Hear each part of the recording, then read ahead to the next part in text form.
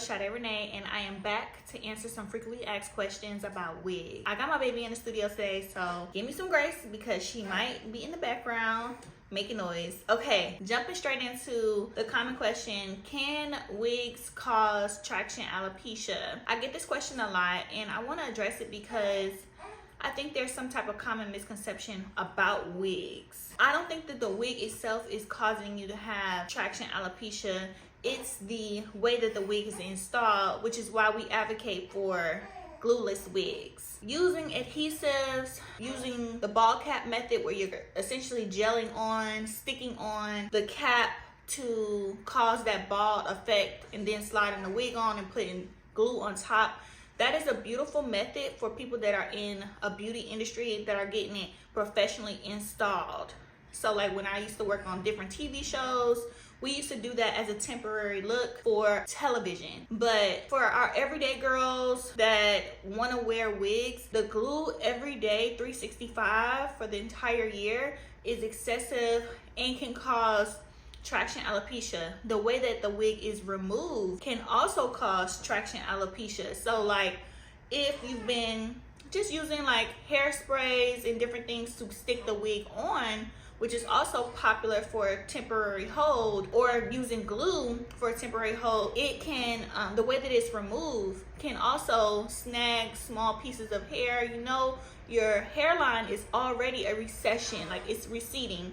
So it's thin to thick. When that happens, you want to make sure that you're not snagging these tiny hairs that are there, your baby hairs. And eventually when you're uninstalling a wig, some of those hairs start disappearing just from wear and tear and tension on your edges, causing traction alopecia. So you always want to make sure that the way that you're installing is accurately. If you're going to go the glue route, I definitely recommend a professional gluing it, not at home use. And then also removing the wig the correct way will also help to prevent some of the damage that we cause. What I noticed also is by the time we're ready to get our hair done, we're usually in a rush to go to the next style. So sometimes we're not as graceful or gentle with removing our wigs, our braids, whatever, because we're ready for the next style. Say for instance, you're going to the hair salon, you're running late on time, you're just yanking the stuff out, yanking the hair out, yanking the wig off. Take your time. What I've learned with me, the reason why I've been able to sustain doing hair for so long is because I have a lot of patience when it comes to my clients' hair. When it comes to removing extensions, installing extensions, patience is going to be your best friend. Even with a silk press, you can't rush it. That's how you damage your hair. You have to slow down. And if you think about the times when you felt like your hair started thinning, you probably was back to back getting different installs. You weren't doing your deep conditioning treatments. You weren't taking care of your hair. And really I found that hair is pretty simple. You just need to slow down. If it's gonna take you all day to remove it, it's gonna have all day, you're gonna have to pay someone to take it down for you, right? And then also for your stylist, like, you know, try to go to someone that has the patience needed to remove your install the proper way and install it the proper way. You don't want them to be rushing that process. It's not a rushing thing. It's more of a steady and, you know, do it right the first time so you don't have to worry about long-term effect. Ask your stylist, like, what products are you using on my hair? I want to see, you know, how you're installing. Can you explain to me how to remove the install? You know, these are questions that sometimes people don't ask, and then they go home and they're like, I don't know what to do, and they start causing different tension on your hairline. So now that we've talked about some of the reasons why people are experiencing traction alopecia by the install and the removal of the wig, I want to go back to glueless wigs so that you're able to take off the wig at night and put the wig on during the daytime. Switch your wig out if you want to change the wig. It'll be just a lot easier for you if you go that route. Okay, so if you want to wear a wig and you want to avoid traction alopecia, some of the tips that I would recommend is to, when you're getting your hair braided down, make sure that the braids are not too tight. You don't want to create too much tension on your hairline. You can also switch out the braid pattern. Typically, I wear my hair braided straight back. I'll put my wig on top of that. Usually if I have my braids just going straight back, I like to do part in the middle, 4 braids on this side, 4 braids on this side. I can get my wig on securely without feeling any humps or lumps. But there are other times when I might press out my hair and I want to avoid braids altogether, and I'll put my hair in a ponytail with one braid. Try to insert that video on this video as well so that you can see. But I'll put my wig grip on, put a cap on, and then put the wig on top. That way I'm giving my hair a break essentially in between installs, because I'm not braiding my hair down, and maybe I might be wearing a silk press during the day and put my wig on at night or when I have to record for work. Just keep those in mind, like changing your braid pattern, less tension. Tension on your hair can cause traction alopecia. If you get your hair braided down and you feel like you've got those little white bumps appearing in the back of your neck, feel like it's just so tight, you have to take like Tylenol and different things like that to bear the pain, your braids are probably too tight, which means you need to loosen it up. If you're getting your hair braided by someone, it might be a little bit too heavy-handed, so that you need to avoid, you know, possibly going to them and get something a little bit more friendly for your hairline. Because if you don't, sometimes, like I said, it can cause tension, unnecessary tension. The wig needs to fit properly so that you won't experience tension across your hairline. When I say that, it's like, if the wig fits properly, why do you need your braids to be squeezing your head so tight that you need a Tylenol? It's not necessary. Like, the two go hand in hand. A wig that fits properly can go on top of a bald head, it can go on top of braids going straight to the back, loose, tight, indifferent.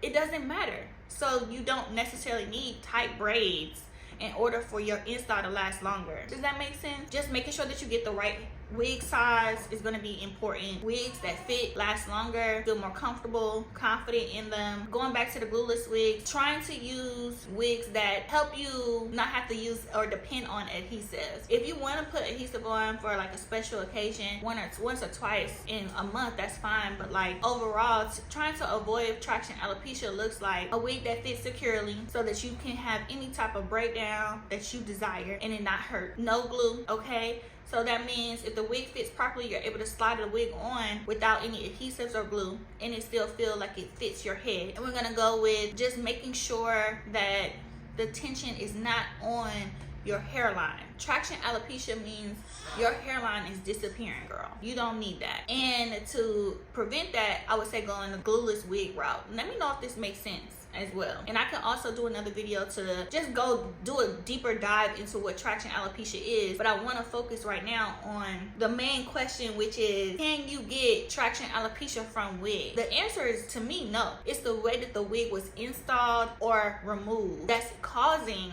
the traction alopecia, because the wig itself, if it fits, it just slides right on. So we want to make sure that we're focusing on the problem and not necessarily the wig, focusing on how you got that wig installed and how you removed it, because it's just hair. Even if I put a cap on, it's just a cap, so it's not going to cause you to lose hair. Circling back to healthy hair, we want to make sure that you are in between removals for wigs that you promote healthy hair, and that looks like getting your hair deep conditioned, steam treatments on your real hair. Even, you know, I have some clients that have just little to no hair. I still wash their hair, massage their scalp, put my essential oils, use our rosy leaf oils on the scalp to help to promote that hair growth. I'm not saying that it's gonna make your hair grow back, because ideally, like, I'm not a medical professional. You're going to need to go to a dermatologist so that you can get the proper diagnosis. There are holistic ways, which is, like I said, massaging the scalp and putting the hair oils and all the different things that you can do. Maintaining your routine for healthy hair is going to help you, but you need to make sure that you really hone in on